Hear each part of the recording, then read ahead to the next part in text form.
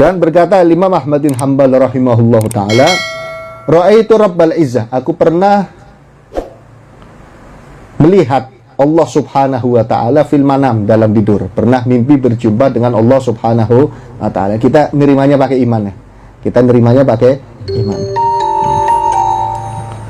Fakultu ya Rabbi ma afdalu ma taqarraba bihil mutaqarribuna ilaik. Nah, kenapa kok Imam Ahmad bin Hanbal bisa mimpi Allah seperti itu? Karena istiqomahnya beliau dalam ibadah kepada Allah Subhanahu wa taala dan selalu didasari dengan niat-niat yang baik. Mimpi Allah, dan yang ditanyakan bukan ya Allah bagaimana caranya dapat duit 1 miliar tanpa kerja. Bagaimana caranya biar jadi terkenal, undangannya banyak ke sana kemari. Bagaimana caranya biar yang ikut saya itu jutaan manusia, bukan. Yang ditanyakan apa sama Imam Ahmad bin Hanbal? Ya Rabb ma afdalu ma taqarraba bihil mutaqarribuna ilaik. Ya Allah, amal apa yang paling afdal yang dilakukan oleh orang-orang yang sedang mendekatkan diri kepadamu? Amal apa itu?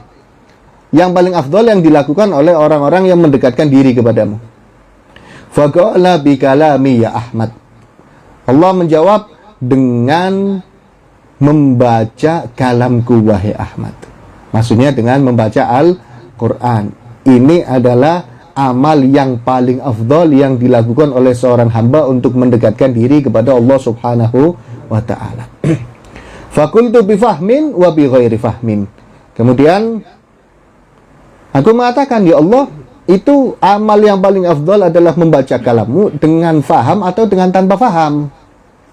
Qal bifahmin wa bi ghairi fahmin. Baik dengan faham atau tanpa faham. Karena kalau memang amal yang paling afdal itu membaca Al-Quran dengan faham, gak semua manusia bisa.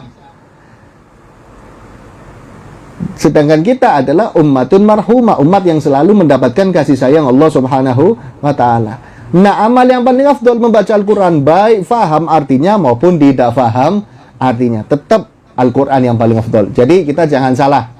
Oh, saya nggak faham baca Al-Quran, jadi saya mau baca salawat. Baik baca salawat, tapi Al-Qurannya jangan ditinggal. Al-Qurannya jangan ditinggal. Minimal sehari 10 ayat. Minim. Itu jangan ditinggal. Sebab dikatakan barang siapa membaca sehari 10 ayat, lam yuktab minal ghafilin. Tidak dianggap orang-orang yang lupa dari Allah Subhanahu wa ta'ala. Setiap habis sholat 2 kan jadinya 10. 2 jadinya 10. Nggak masalah kan itu. Kalau misalkan mau 10 langsung, bagus. Jangan banyak-banyak. Daripada banyak tapi sekali, lebih baik sedikit tapi terus menerus. Itu yang diharapkan oleh Nabi SAW. Jangan lupa baca Quran. Terserah waktunya. Mau malam, mau zuhur, mau pagi, mau habis maghrib, dan lain sebagainya. Hanya yang dilakukan oleh para ulama, itu waktu membaca Qurannya mereka ulama dahulu, itu setelah subuh, sebelum duha, dan setelah maghrib. Itu waktu-waktu yang para ulama tidak lepas dari Al-Quran. Ada lagi yang sebelum subuh, setelah sholat tahajud. Terserah, bebas. Mau kita bacanya habis duhur, mau sempatnya habis asar, bebas, waktu nggak dipermasalahkan daripada nggak baca Al-Quran sama sekali. Syukur-syukur kita bisa mengikuti kebiasaannya para ulama di waktu-waktu tersebut. 10 ayat, nggak usah banyak-banyak.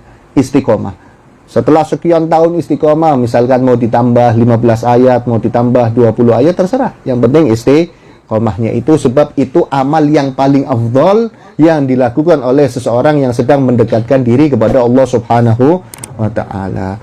Qala an-Nazim radhiyallahu an, wallahu a'lam bissawab, bisirril Fatihah.